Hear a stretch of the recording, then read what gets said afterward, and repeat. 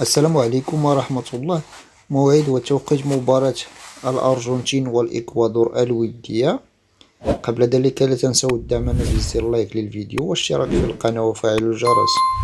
يواجه المنتخب الأرجنتيني بقيادة المدرب ليونيل سكالوني نظيره المنتخب الإكوادوري بقيادة المدرب فيليكس سانشيز ضمن مباراة دولية ودية استعدادا للمنافسة القادمة، وهي منافسة كوبا أمريكا.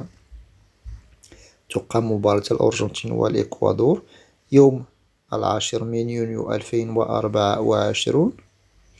بداية اللقاء إن شاء الله سيكون على الساعة 11:30 مساء بالتوقيت المغرب وتونس والجزائر، 1:30 ليلا بتوقيت مكة المكرمة.